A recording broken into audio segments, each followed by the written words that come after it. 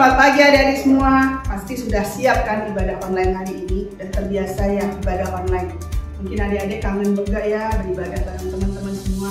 Tapi nggak apa-apa. Sekarang yang penting semuanya sehat. Kakak semua sehat, kita tetap bisa beribadah walaupun online. Tetap semangat ya. Yuk kita mau mulai ibadah kita hari ini dengan menyanyikan lagu Seindah Siang Disinari Terang. Yuk Kak Yudi.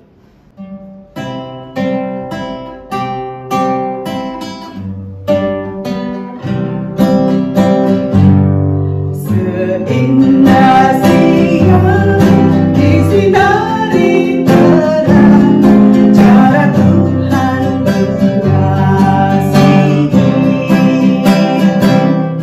Seindah petang dengan angin sejuk, cara Tuhan mengasihi. Tuhan lembut dan penyayang dan mau mengasihi dia. Kasih-Nya besar, agung dan mulia, cara Tuhan mengasihi.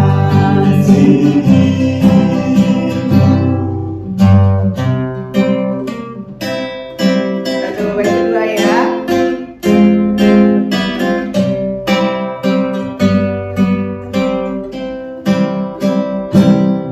Sedalamnya laut, seluas angkasa, cara Tuhan mengasihi.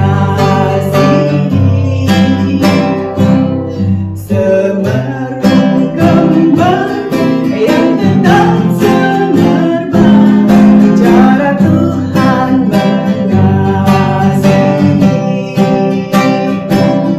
Damai-Nya tetap besertaku, dan surga pengharapan. Hidupku tentang menikmati padu, cara Tuhan mengasihi.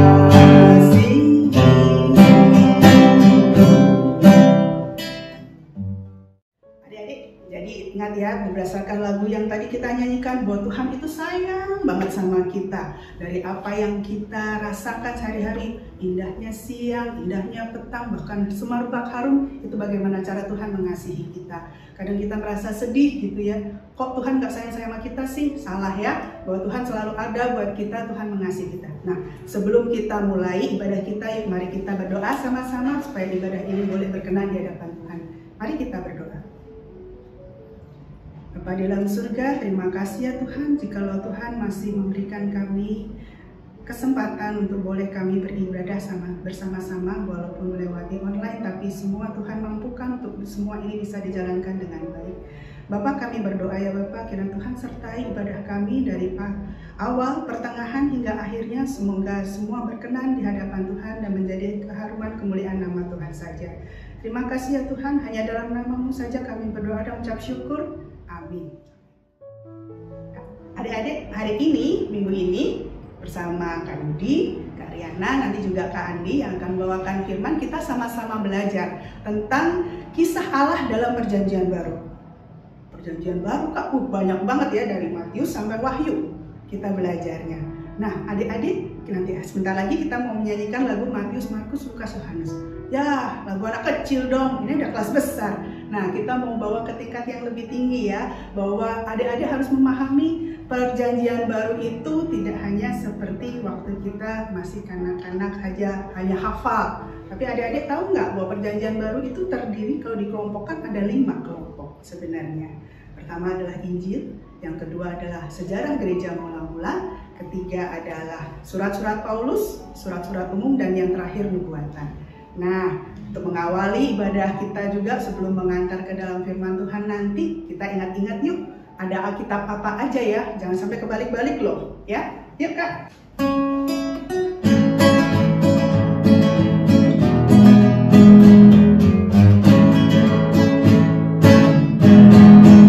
Matius, Markus, Lukas,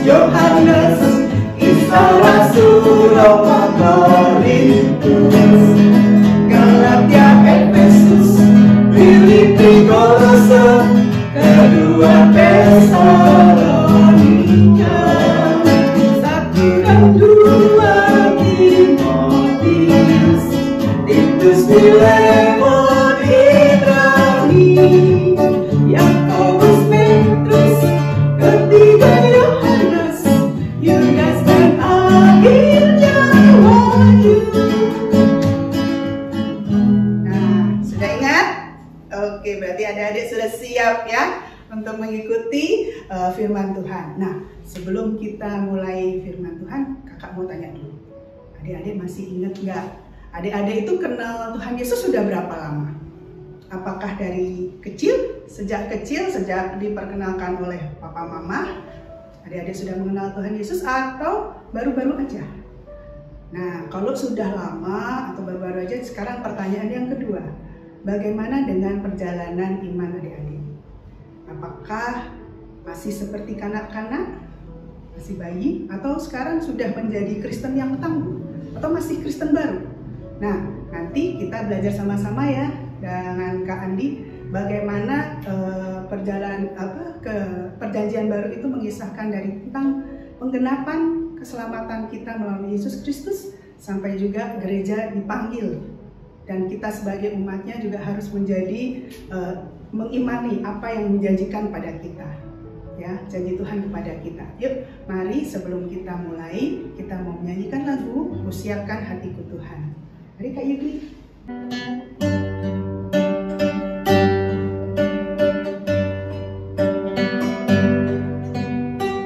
Ya, kita renungkan lagu ini ya.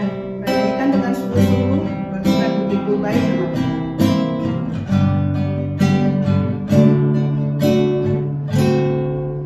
Kusiapkan hatiku Tuhan, untuk dengar firman-Mu saat ini. Ku sujud menyembah-Mu Tuhan, masuk hadirat-Mu saat ini. Curahkan urapan-Mu Tuhan bagi jemaat-Mu saat ini. Kusiapkan hatiku Tuhan, untuk dengar firman-Mu.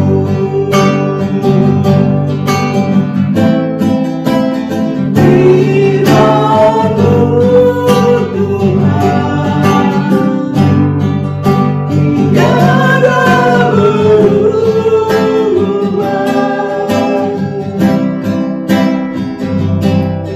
Dahulu, sekarang, selama-lamanya, tiada berubah. Firman-Mu Tuhan,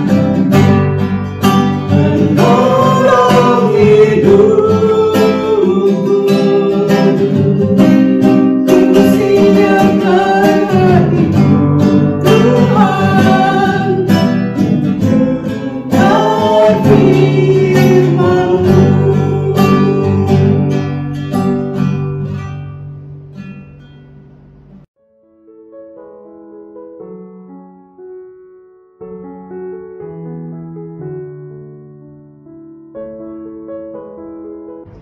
Mari adik-adik kita persiapkan hati kita untuk sama-sama mendengarkan firman Tuhan. Mari kita berdoa. Tuhan, kami siap Tuhan untuk mendengarkan firman-Mu. Kiranya Tuhan mau tolong kami, sertai kami, mampukan kami untuk bisa mengerti maksud Tuhan, rencana Tuhan dalam hidup kami melalui firman-Mu. Ajar kami ya Tuhan untuk dapat mendengarkan dengan baik, selalu rindu akan firman Tuhan. Terima kasih ya Tuhan, hanya dalam nama-Mu saja kami berdoa dan mengucap syukur. Amin.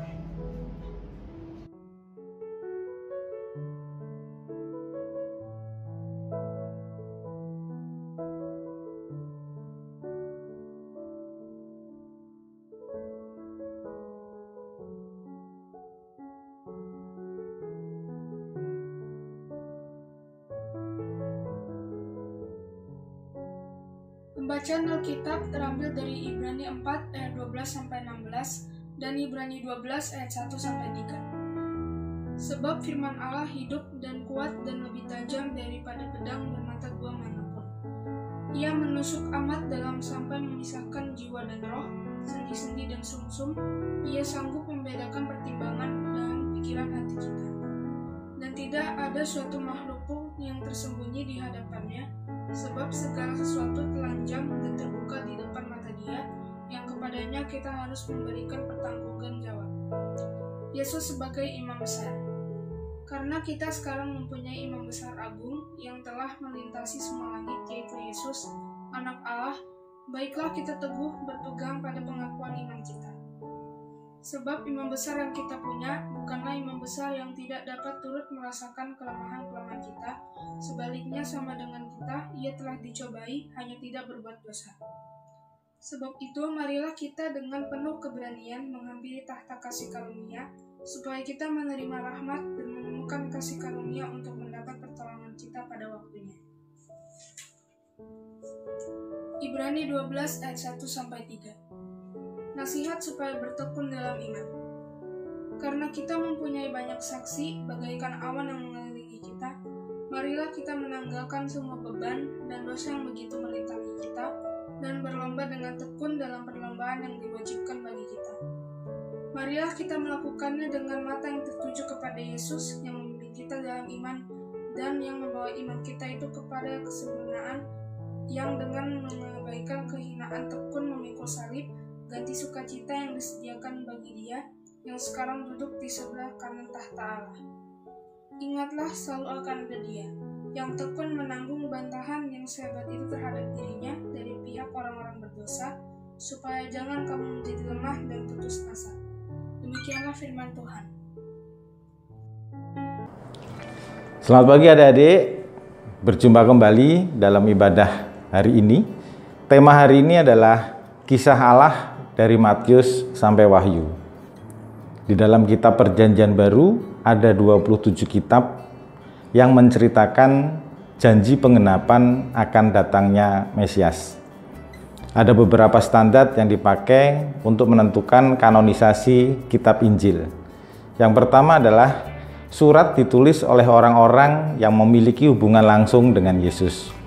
Yang kedua, adanya kerasulan yang meneruskan tradisi rasuli, yaitu murid dari para murid Yesus yang mengakui kitab tersebut.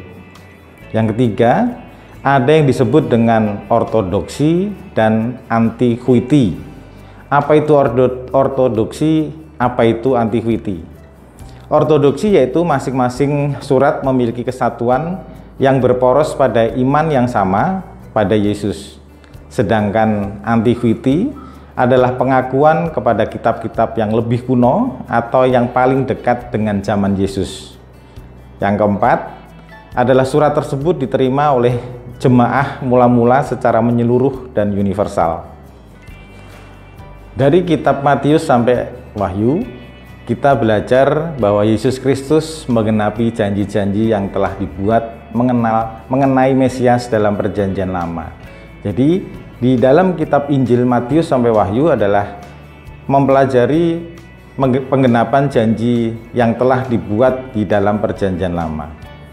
Yesus Kristus menggenapi Alkitab Perjanjian Lama, contohnya 1, Dia adalah Mesias yang dijanjikan. 2, Dia menyelesaikan keselamatan yang utuh bagi semua umatnya.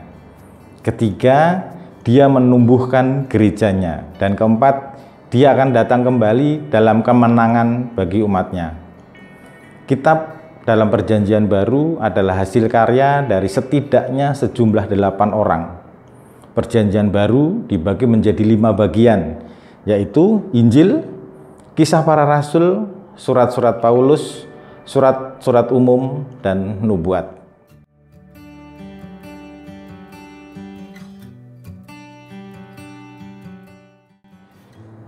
Kitab Injil.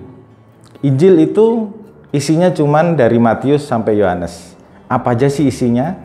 Matius menyatakan penggenapan janji Allah bahwa Dia akan mengutus Mesias dari garis keturunan Daud dan Abraham.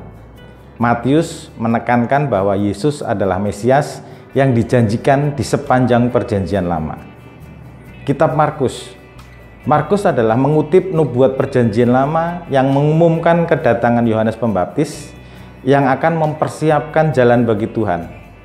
Yohanes datang sebagaimana yang telah dinubuatkan, dan dia menyatakan bahwa janji keselamatan dari Allah akan datang melalui Yesus.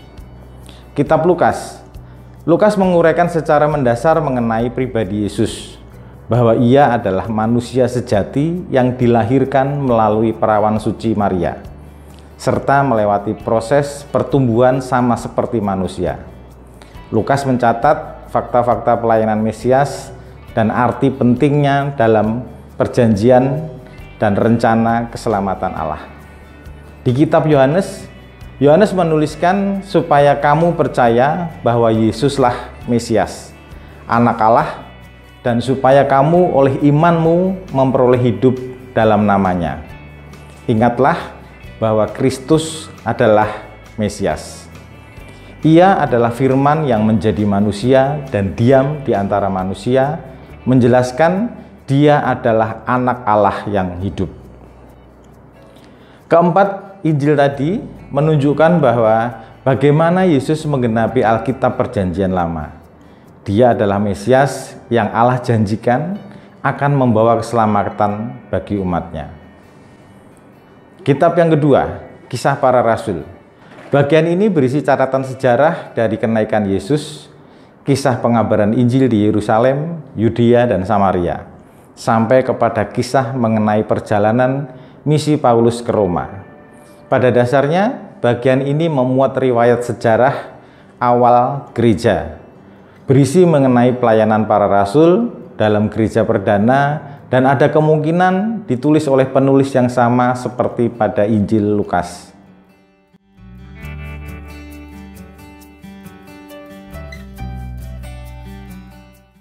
Kita akan belajar sejarah gereja mula-mula.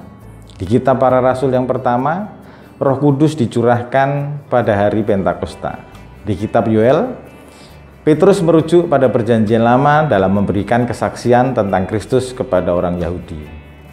Daerah Yudea, Samaria, dan banyak daerah di dunia, kitab Para Rasul adalah bagian dari kisah keselamatan Allah. Kitab ini mencatat sejarah gereja mula-mula, dari kenaikan Yesus hingga pemenjaraan pertama Paulus di Roma. Kristus berkarya melalui Roh Kudus untuk membangun gerejanya pada abad pertama, dan dia terus bekerja hingga saat ini. Dalam sejarah Perjanjian Baru menyebutkan bahwa Perjanjian Baru adalah sebuah antologi, yaitu kumpulan koleksi karya Kristiani yang ditulis dalam waktu yang berbeda di berbagai penulis yang merupakan murid Yesus dengan menggunakan bahasa Yunani. Koleksi-koleksi teks terkait adalah surat-surat dari Rasul Paulus yang telah ada pada awal abad kedua, dan Injil Matius, Markus, Lukas, dan Yohanes ditegaskan sebagai keempat Injil. Secara bertahap, koleksi tersebut bergabung dengan karya-karya tunggal dan koleksi lain dalam berbagai kombinasi yang berbeda, sehingga membentuk berbagai kanon kitab suci Kristen. Seiring waktu, ada beberapa kitab yang menjadi perdebatan yang pada awalnya tidak dianggap sebagai kitab suci, seperti kitab Wahyu dan beberapa surat-surat umum juga dimasukkan ke dalam kanon tersebut. Sedangkan beberapa karya lama yang pada awalnya dianggap sebagai kitab suci justru tidak dimasukkan dalam kanon sejarah Perjanjian Baru. Jadi di Alkitab Perjanjian Baru banyak karya-karya yang sebenarnya hanya sebagian yang sekarang dikumpulkan menjadi Perjanjian Baru. Masih banyak karya-karya yang di luar Perjanjian Baru yang tidak sesuai dengan Kristen pada saat penyusunan kitab suci.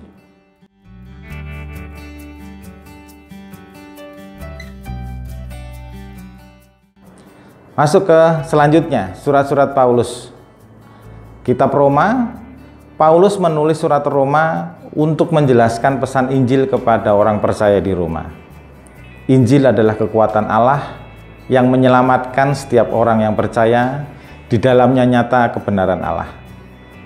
Kitab Korintus, 1 Korintus, itu surat ini menyoroti terjadinya perpecahan dalam jemaat dan teguran kepada pelanggaran susila, masalah pencarian keadilan pada orang-orang yang tidak beriman, dan juga mengenai kebiasaan-kebiasaan yang salah yang dilakukan pada perjamuan kudus. Selain itu juga berisi mengenai penyembahan berhala, pernikahan, dan kebangkitan. Di dalam 2 Korintus berisi pembelaan dari Paulus akan status kerasulannya. Kitab Galatia adalah hidup dengan iman, secara khusus menunjukkan buah roh dalam kasih, sukacita, damai sejahtera, kesabaran, kemurahan, kebaikan, kesetiaan, kelemah lembutan, dan penguasaan diri. Kitab Efesus membahas mengenai posisi orang yang percaya di dalam Kristus dan informasi mengenai peperangan rohani yang terjadi. Berdiri teguh melawan yang jahat dengan cara mengenakan seluruh perlengkapan senjata Allah. Kitab Filipi, Paulus menulis surat ini ketika berada di dalam penjara. Pengajaran kuncinya adalah bersukacita senantiasa dalam Tuhan. Di dalam kitab Kolose, Kristus adalah yang tertinggi di atas segalanya. Fokus Paulus kepada keutamaan Yesus Kristus dalam hal penciptaan, penebusan, dan kekudusannya. Kitab 1 dan 2 Tesalonika, orang percaya harus melihat ke depan pada kedatangan Kristus kembali dan hidup baginya. Di dalam 1 dan 2 Timotius, sejak kecil Timotius dididik menurut Alkitab. Alkitab memiliki segala sesuatu yang kita perlukan untuk hidup saleh. Dalam kitab Titus dan Filemon, surat Paulus kepada Titus menekankan pada hal mempraktekkan iman. Surat Paulus kepada Filemon mendorongnya untuk mengampuni hambanya yang melarikan diri, yaitu Onesimus. Pesan utama Paulus adalah Injil. Dia menjelaskan bahwa semua orang memerlukan anugerah keselamatan Allah. Surat Paulus menjelaskan bahwa Allah kita yang setia telah menepati janjinya untuk mengutus anaknya agar dapat menebus umat bagi dirinya. Mereka adalah bagian dari kisah keselamatan Allah yang luar biasa.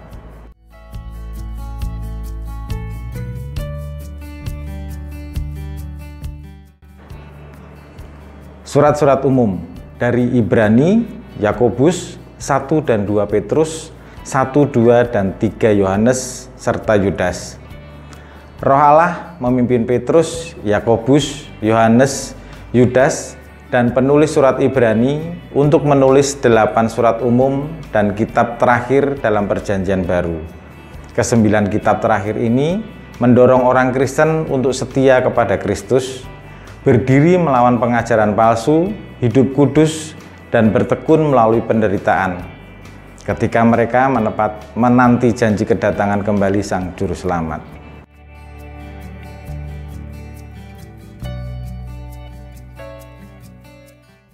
Dan yang terakhir adalah nubuat.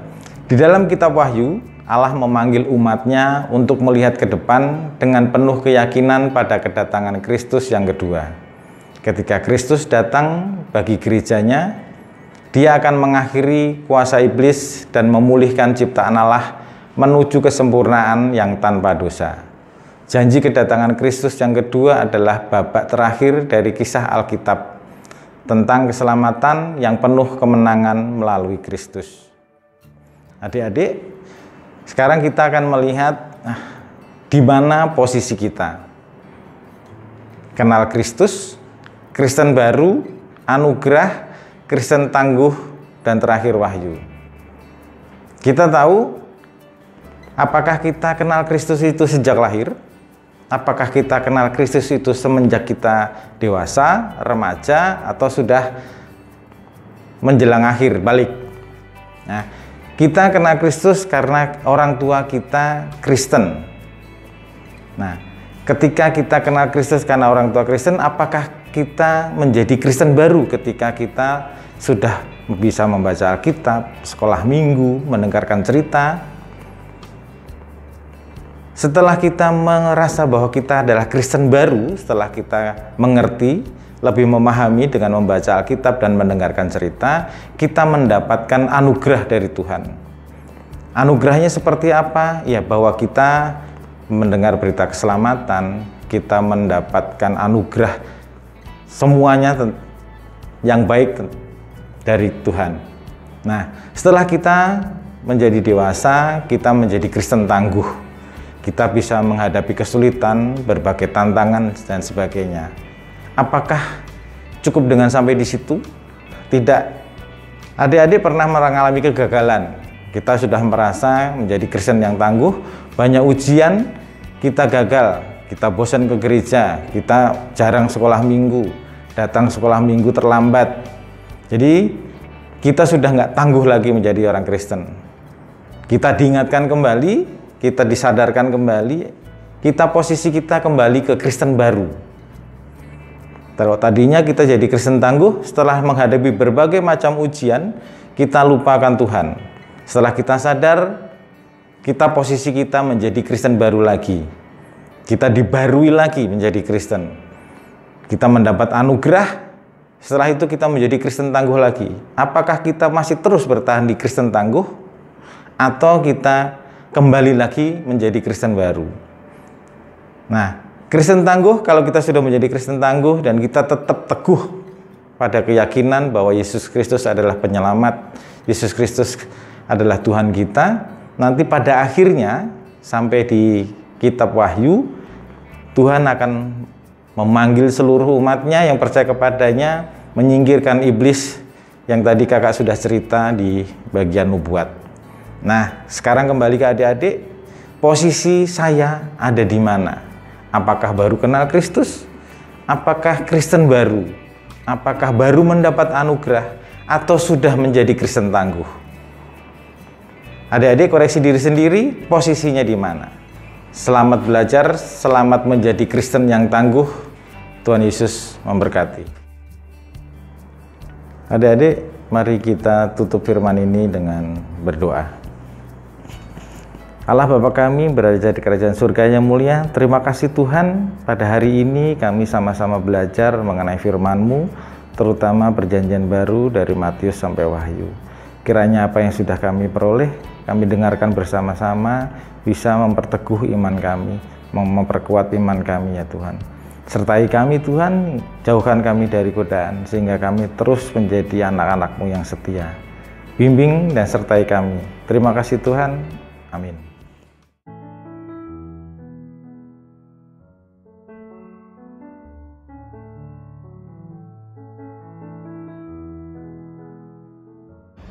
Adik-adik, kini saatnya kita untuk mengaturkan doa syafaat kita. Ya, untuk pokok-pokok doa syafaat nanti kita akan dipandu oleh adik-adik dari sekolah minggu, teman-teman kita dari sekolah minggu. Mari kita berdoa. Tuhan Yesus, berkatalah kami semua ya Tuhan, agar selalu taat kepada Tuhan dan selalu berpegang kepada Tuhan. Dan berkatalah juga ya Tuhan, agar kami mau belajar untuk sekolah. Dan berkatalah juga agar kami tidak terlalu banyak main HP atau bermain game. Dan berkatalah juga ya Tuhan, kesehatan orang tua kami agar mereka selalu sehat selalu. Tuhan, terima kasih atas berkat-Mu hari ini. Kami dapat kembali berkumpul di ibadah online. Terima kasih ya Tuhan. Tuhan juga berkati bangsa kami supaya dapat menghadapi pandemi ini dengan baik ya Tuhan, dan juga berkati proses pembelajaran online supaya dapat lancar dan baik ya Tuhan. Tuhan, inilah doa kami ya Tuhan, dalam nama Tuhan Yesus kami berdoa. Amin.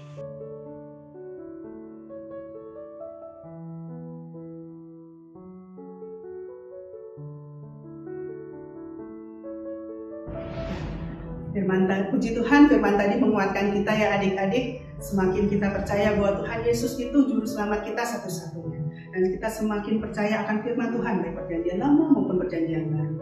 Nah, adik-adik semakin rajin ya baca firman Tuhannya. Saat ini kita berdapat kesempatan untuk memberikan persembahan kita.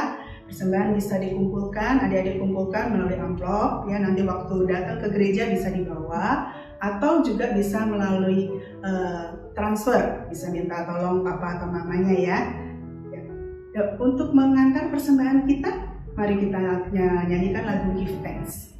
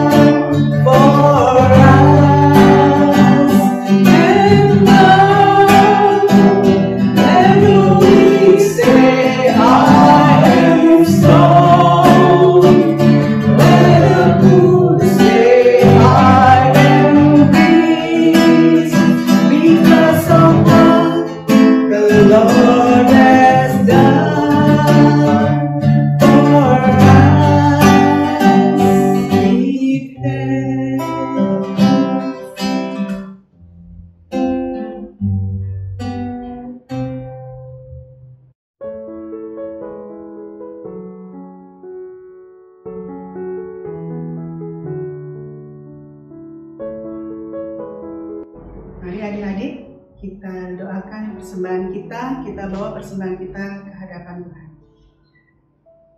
Tuhan Bapa kami yang baik, terima kasih ya Tuhan untuk segala berkat yang melimpah yang Tuhan telah berikan kepada kami. Kiranya Tuhan mau berkati persembahan yang kami kumpulkan ini hanya untuk harum nama kemuliaan nama Tuhan saja. Terima kasih ya Tuhan untuk persembahan ini. Hanya dalam nama Tuhan Yesus kami berdoa dan ucap syukur. Amin.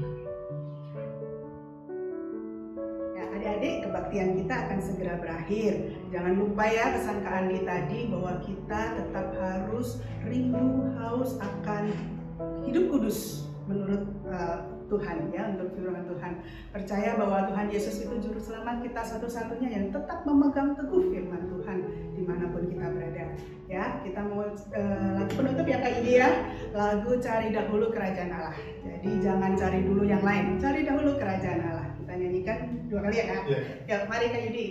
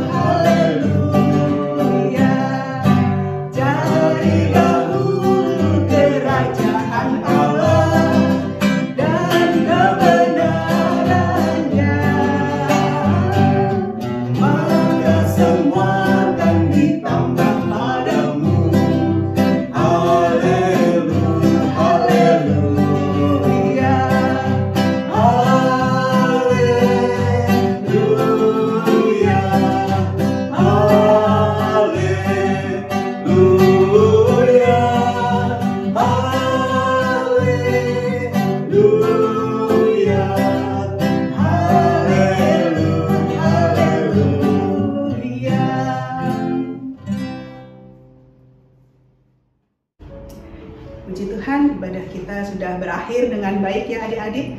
Mari kita tutup ibadah ini dengan berdoa.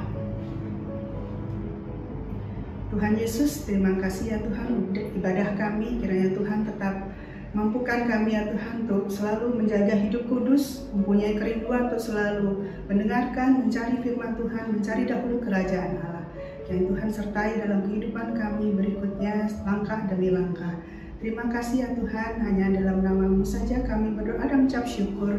Amin.